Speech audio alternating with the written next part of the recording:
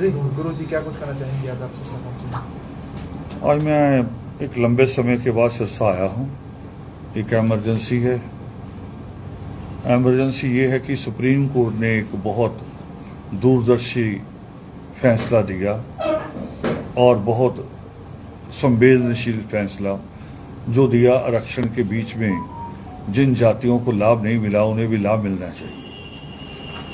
और ये फैसला फिर दोबारा दोहरा रहा हूँ कि सुप्रीम कोर्ट ने दिया, किसी राजनीतिक दल ने नहीं दिया, तो इसके ऊपर प्रतिक्रिया, बुरी प्रतिक्रिया नहीं होनी चाहिए थी। मगर हमें अफसोस हुआ है कि धक्का लगा हमें। कोई 70-80 साल का जो एक लंबा संघर्ष था जिसको दलित आंदोलन कहा जाता था, उस दलित आंदोलन में से ही लोग जो अगड़े हो गए हैं, जिन्होंने आरक्षण का लाभ ले लिया है, वही उस सुप्रीम कोर्ट के फैसले के खिलाफ, बल्कि मैं दूसरे शब्दों में कहूं कि उन दलितों के खिलाफ आके खड़े हो गए हैं जो दलित आज भी अपना जीवन नरक में जी रहे हैं। उनके खिलाफ खड़े हो गए। सड़कों के ऊपर उन्होंने एक आंदोलन रख दिया 21 अगस्त का, और मैं हैरान था। हमने अपील भी की बीच में भी, हमें बैठ के इस पे विचार करना चाहिए, क्योंकि जब कभी भी कहते हैं कि जो किसी हथियार का घाव होता है वो भर जाता है, मगर जो रिश्ते घाव देते हैं या शब्द देते हैं उनका भरना बड़ा मुश्किल होता है। हमने अपील की थी कि हम बैठ के आपस में बात करें, इसका रास्ता निकालें, और जो सुप्रीम कोर्ट ने कहा उसको समझे। सुप्रीम कोर्ट ने ये नहीं कहा कि किसी का हक मार के दूसरे को दे दो। सुप्रीम कोर्ट ने कहा कि जितनी जिसकी संख्या है उस हिसाब से रिप्रेजेंटेशन, हिस्सेदारी उसकी भी होनी चाहिए। तो इसमें दूसरे किसी को तो इतराज होना नहीं चाहिए था।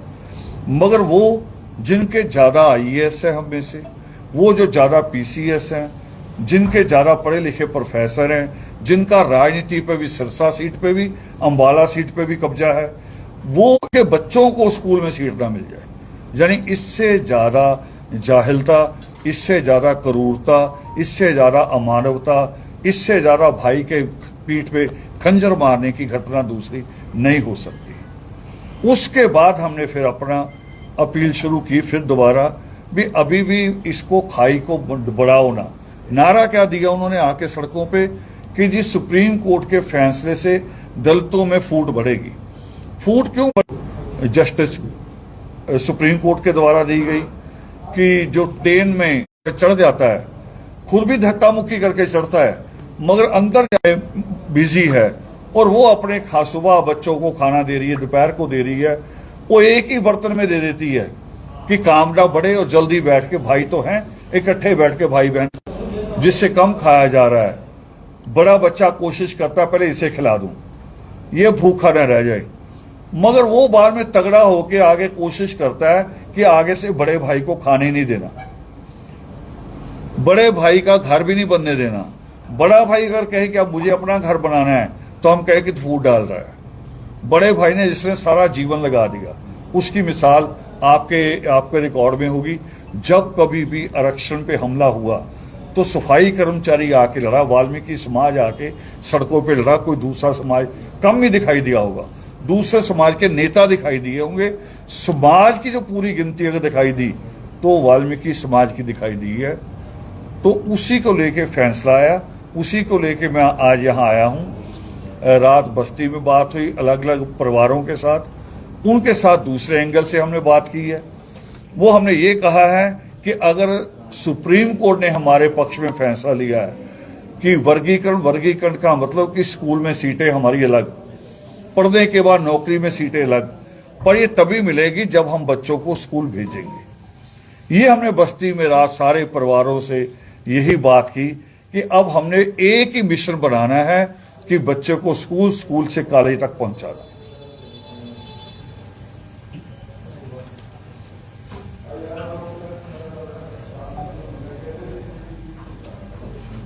दर्शन जी होगी बात आपकी क्या? जी आइए। अच्छा, सवाल तो बाद में शुरू करेंगे जी। पहले तो आप इस चीज के लिए बार बार जो है ना क्षमा प्रार्थी हूँ कि सिरसा को आपने लगभग 20-25 साल बाद संभाला। आप आगे आ जाइए। आप मैं चूंकि मेरे साथी सहयोगी आगे हैं जी, नहीं, आ जाइए, इधर बगल में है जगह, बगल में है, आइए, आप आइए, आ जाइए। आवाज आ रही हो? अच्छा, आवाज आ रही, फिर भी अच्छा लगेगा मुझे। यहाँ आ जाइए बेटे, एक सीट खींच लो आगे। कोई बात नहीं। अहम बात यह है हाँ हाँ, जी जी जी कि लगभग 25 साल पहले हम लोग आमने सामने हुए थे सुरखाब में। जी जी। और 25 सालों का विशाल अंतराल होता है। हाँ जी। कि जब आप इस समाज को, जिसके लिए आप पैरवी कर रहे हैं, 25 साल से जो आप संघर्ष आपने आरंभ किया, अगर बीच बीच में आकर के आप इनको संभल देते तो शायद ये परिस्थिति या जो निर्णय आज आप ले रहे हैं स्कूल भेजने का, ये 25 साल पहले ही अलग जगह होती। आपका कहना बड़ा दुरुस्त है, मगर भारत इतना विशाल है कि उसको बाबा साहब अम्बेडकर भी अकेले कवर नहीं कर पा रहे थे। वो बहुत बड़ी हस्ती थी और हम तो उनके आगे बड़े मामूली हैं। मैं अगर 20-25 साल में सिरसा नहीं आया तो मैंने आंध्रा तैयार किया है। तेलंगाना का जहां आरक्षण लागू हुआ है वहां की मूवमेंट हमने संयुक्त रूप से मादिका के साथ मिलकर लड़ी है। मैं राजस्थान में बहुत काम किया है, मगर ये नहीं रहा कि सिरसा के इन साथियों से हमारा संपर्क नहीं रहा। हमने इस दरमियान 20 साल की मिसाल ही, 20 साल में हमने एक और नई योजना शुरू की है। उस वक्त जब आप मिले थे तब हम केवल सत्संग करते थे। 20 साल में हमने एक और नई योजना शुरू की। अभी यहां बच्चों से भी हुई, शांति से भी बात हो रही थी। हमने बच्चों के एजुकेशनल सेमिनार शुरू किए हैं। 20 साल हो गए। आपके यहां से एक जज बने लालचंद जी, रिटायर हो गए, वो हमारे सेमिनार से, उस मूवमेंट से जुड़े हुए हैं। अभी पिछले साल लुधियाना आए थे। हमने वो सेमिनार इसीलिए शुरू किए हैं कि आज केवल पढ़ना जरूरी नहीं है, क्या पढ़ना ये ज्यादा जरूरी हो गया। जैसे 2012 का मेरे पास आंकड़ा है, बी.टेक 2012 से 4.5 लाख बी.टेक हर साल फालतू पैदा हो रहा है, जिसकी ना प्राइवेट सेक्टर को जरूरत है ना पब्लिक सेक्टर में उसकी जरूरत है। ऐसे ही एमबीए फालतू आ रहा है। अब आने वाले दिनों में लॉ मिल जाएंगे आपको, लॉ ग्रेजुएट बेकार मिलेंगे। तो उसको लेके, इन सारी चिंताओं को लेके, एक कि हमारी कौम में एजुकेशन को लेके अवेकनिंग हो, जागरूकता, एक ये। नंबर 2, जागरूकता हो तो हम आगे पढ़ें क्या, तो हम कर रहे हैं, मगर हमारे पास संसाधन कम है। जिस तरह की कौम है वो आप भी जानते हैं, मैं भी जानता हूं। फिर भी इन लोगों, एक दिन की काल थी इनकी, एक दिन पहले की, सुबह सुबह इन्होंने मेरे साथ थोड़ा झगड़ के बात की। मैं कहा मैं कल हाजिर हो जाता हूं। तो व्यस्त है हम, मगर ये नहीं था कि मैं कहीं घर बैठा हूं या मिशन को छोड़ के बैठा हूं। इसी मिशन पे हमने J&K में भी काम किया। ये जो धारा 35B टूटी है, उसको लेके हमने लड़ाई लड़ी है। बकायदा वह जो बड़ा नेशनल मीडिया है इलेक्ट्रॉनिक, उसमें IBN 7 बंद हो गया, बदल गया उसका नाम, NDTV, इन सब के ऊपर वो मूवमेंट के डॉक्यूमेंट हैं। हमने वो मूवमेंट भी जाके लड़ी भी। J&K में रहने वाला सफाई कर्मचारी J&K के कानून के अनुसार घुसपैठिया नहीं था, बाकियों को घुसपैठिया गिनते थे। पहले उसका अलग परमिट होता था जाने का, मींस उसका आप कह सकते पासपोर्ट वीजा। मगर सफाई कर्मचारी को तो बुलाया गया जिला गुरदासपुर से, सरकार ने बुलाया, रहने के लिए क्वार्टर दिए, नौकरी दी, मगर नागरिकता नहीं दी, स्टेट सब्जेक्ट नहीं दिया। तो हम लगातार लड़े हैं, 20 सालों में भी काम किया है, संपर्क रहा है हमारा हमेशा। जी, सवाल इस बात का है कि आपने जम्मू में लड़ाई लड़ी, आपने आंध्रा में लड़ाई लड़ी जी। आप जैसे शिक्षाविद जो इस समाज की अग्रणी श्रेणी में है, आपकी विचारधारा को और ज्यादा अग्रसित करने के लिए आप लोगों का यहाँ परस्पर आना एक लाजमी बनता है। हमारे ये जो भाई, आप ये देखिए कि हरियाणा की लड़ाई इसलिए महत्वपूर्ण है, 34.37 का आंकड़ा है बेरोजगारी। बिल्कुल। अब उस आंकड़े में सारा ही समाज है, चाहे वो ब्राह्मण है, चाहे जाट है, चाहे कोई भी है। तो इसलिए वो लड़ाई आपकी जो है वो आरक्षण से इतर होकर के सभी के लिए लड़ाई लड़ना वो बनता है, भागीदारी बनती है। मैं आपकी शिकायत को अमल में ला लेंगे और नवंबर में ही हम यहाँ एजुकेशनल सेमिनार करेंगे। और अभी 3 दिन पहले मैं रुड़की में था, तो रुड़की में एक सवाल पूछा था आपसे, अभी आपके शब्दों में वो आया कि हर जाति में, हर धर्म में बेरोजगारी है। तो रुड़की में मुझे लोगों ने सवाल पूछा कि जब आपका सेमिनार होता है तो क्या स्पेशल बच्चों के लिए होगा। मैं कहा बच्चों में मैं पक्षपात नहीं कर सकता, बच्चे बच्चे हैं, वो किसी का भी आके बैठ सकता है। तो नवंबर में हम शुरू करने जा रहे हैं। सिरसा यूनिवर्सिटी में कोशिश करेंगे कि वहाँ हॉल मिल जाए या किसी कॉलेज का हॉल मिल जाए, शुरुआत कर रहे हैं।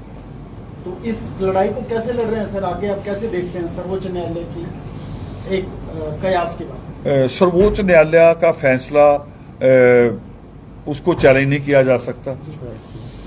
अगर पूरे रूप में मैं देखूं, पहले 5 जजों की जजमेंट थी, अब 6-1 की है, तो मीन्स यानी 11 जजों का एक फैसला संवैधानिक पीठ हो गई। दूसरा, जो सरकार है उससे 3 महीने पहले सुप्रीम कोर्ट ने एक जवाब मांगा था कि इस मामले में सरकार की राय क्या है।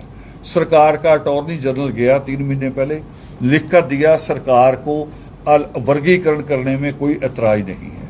तो इसके सारे पक्ष मजबूत है। सिर्फ ये होता है कि जब सरकारें फैसला करती, लोकतंत्र है, तो लोकतंत्र में होता है कि जिसको मिलना है वो ये सोच के ना बैठा कि अपने आप ही आ जाएगा। बच्चे को रोना तो पड़ता ही है, मां तब दूध देती है, वो रोएगा चिल्लाएगा, मां ने दूध तभी देना है। तो वो तैयारी भी हमारी है। कल दिल्ली में अलग अलग सारे जो संगठन है जो आरक्षण की इस सुविधा में जो जाती हैं आ रही हैं, उन सबके लोगों को, थोड़े से लोगों को बुलाया है छोटी कॉल पे, और फिर हम चाह रहे पूरे भारत के जितने भी संगठन हैं उनका एक सामूहिक नेतृत्व बन जाए, और ये ना हो कि मैं कुछ कहूं दूसरा को कुछ कहे और ये शक्ति खराब हो जाए। दर्शन जी, राज्य सरकारों पर बहुत कुछ छोड़ा है इस निर्णय में। राज्य सरकार से, हरियाणा से खास करके आप क्या अपेक्षा करते हैं सरकार से? राज्य सरकारों को करना पड़ेगा, और हमारा बहुत बड़ा वोट है। भ्रमित किया गया था, भ्रमित ऐसे जैसे पंजाब की मिसाल दे दूं। पंजाब में हमारा वोट 2 नाम से है, और वोट 2 नाम से है, समाज नहीं है, वाल्मीकि मजहबी, और समाज एक है। हमारी शादियां होती हैं, हमारे गोत्र एक है, सिर्फ गांव और शहर का फर्क है। मगर जब भी उसे डाइस पे रखा जाता था तो हमें 2 करके दिखाते थे कि जी ये वाल्मीकि है, वो मजहबी है, और जबकि जो हमारे खिलाफ लड़ रहे हैं उनको 5 नाम है पंजाब की सूची में, 5 नाम है, अपने आप को 1 करके दिखाते थे। अब इतनी बातें हम समझ गए हैं, तो आंकड़ा हम भी पार्टियों के आगे रख रहे हैं कि हमारा आंकड़ा देश में 13 करोड़ की आबादी का है। जैसे यूपी की गवर्नमेंट तैयार कर रही है, यूपी सरकार ने वहां 21% रिजर्वेशन है, उन्होंने 7-7 के 3 टुकड़े कर दिए। जैसी जैसी स्थिति लागू नहीं अभी किया, ड्राफ्ट तैयार हो गया है। तो हम प्रेशराइज करेंगे बकायदा। पता है लोकतंत्र में बिना प्रेशर किए, लोकतंत्र में बिना सिर दिखाए काम नहीं होता। दर्शन जी, जब इतनी बड़ी संख्या है तो फिर राजनीतिक दलों पर आश्रित क्यों? स्वयं क्यों नहीं अपने लोगों को, नुमाइंदों को आप चुनते जो आप लोगों की समस्याएं व्यक्तिगत स्तर पर जानते हैं? उसके लिए सबसे पहले एजुकेशन की जरूरत होती है। मिसाल आपके सामने कांशीराम की, तो कांशीराम की जीवनी लिखी धनंजय कीर्दे, तो उनको अगर आप पढ़ेंगे तो उसमें आएगा कि बीएसपी बनने से पहले जब वो बामसेफ ही लेके चल रहे थे तो 72,000 मुलाजिम उनके साथ था, 72,000, जिनमें 1500 डॉक्टर थे, 2000 इंजीनियर थे। हमारे पास अभी वो आंकड़ा नहीं है, क्योंकि यही लोग मदद करेंगे ना। जब राजनीतिक दल बनाएंगे तो दूसरा कोई आर्थिक मदद थोड़ी करेगा। तो पहला एजुकेशन को पूरा करेंगे, और एजुकेशन आने पे राजनीति भी तभी समझ में आएगी इनको। अभी राजनीति समझ में नहीं आती, अभी तो इनको आके किसी ने अगर गले मिल लिए, ये उसी के हो जाते हैं, आइसक्रीम की तरह पिघल जाते हैं। ये भी नहीं पता भी गले क्यों मिला आदमी, उसके बाद करेगा क्या। तो पहले एजुकेशन। तो जम्मू कश्मीर और हरियाणा में चुनाव बिल्कुल आसन है जी, बिल्कुल। इसके लिए क्या तैयारियां हैं आप लोगों की? तैयारियां तो बस किसी पार्टी के पक्ष में कुछ नहीं कहा जा सकता। तैयारी ये है कि हम सारे लोग रात भी बात कर रहे थे, हम हर लीडर की मंशा समझते हैं। हर पार्टी में कौन आरक्षण का विरोधी है, कौन पक्षधर है, किसकी सरकार बनेगी, पूरी लोगों के साथ चर्चा हुई है भी अगर सरकार बनती उसमें अगर ये आदमी उसमें शामिल होता है तो आरक्षण आएगा कि नहीं आएगा। तो ये अवेकनिंग भी कर रहे हैं। बाबा साहब ने जो आरक्षण की सुविधा दी थी जी समाज के लिए, जो दबे कुचले समाज थे, आपको लगता है कि वर्तमान में वो सही स्वरूप है आज भी आरक्षण का, या राजनीतिक दलों का केवल एक मोहरा बन के रह गया? नहीं, स्वरूप आया नहीं उसका सही से। बाबा साहब अम्बेडकर ने उसी वक्त चिंता जाहिर की थी। उनका जो राइटिंग्स हैं उसमें 39 नंबर वॉल्यूम है, तो उसमें उन्होंने उसी वक्त लिखा था कि ये जो आरक्षण लागू हो गया, क्योंकि उस वक्त बड़ी जिम्मेवारी थी संविधान लिखने की, तो बाबा साहब ने उस वॉल्यूम में कहा भी इसके वर्गीकरण की जरूरत रहेगी। लिखा है, बाबा साहब की लिखत बोल रहा हूं मैं, कि वर्गीकरण इसका यानी उपवर्ग बनाए जाएंगी, कैटेगरी करनी पड़ेगी। तो आज वही कैटेगरी करनी पड़ रही है। हाँ, समय लंबा लग गया, पार्टियों को समझाने में टाइम लगा। मुझे तो जो बड़ा जिसको बुद्धिजीवी वर्ग कहते हैं या मीडिया के साथी हैं, आज से 5-7 साल पहले दिल्ली के मैं उन साथियों को इस बात को जब छेड़ता था वो बंद करा देते थे। वो कह रहे हमारे ऊपर इल्जाम आ जाएगा, हम दलितों में फूट डलवा रहे हैं। हमें ये कन्विंस करने में बड़ी देर लगी कि हमारे साथ खड़े हो, हमें जरूरत है, और आज वो खड़े हैं। आज जब मैंने लिखा तो मेरा आर्टिकल अगर पंजाब केसरी में लगा तो वो इंडियन एक्सप्रेस में भी लगा, इस संडे नेशनल हेराल्ड में भी लगा। अब वो समझ लगे कि इनको जरूरत है।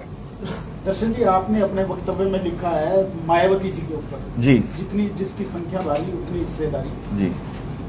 उनकी पार्टी आज हरियाणा में भी मतलब कदम रख चुकी है, मतलब एक राजनीतिक दल के साथ उनका गठजोड़ है। जी, जी। तो क्या आपका विरोध रहेगा उनकी? बिल्कुल रहेगा।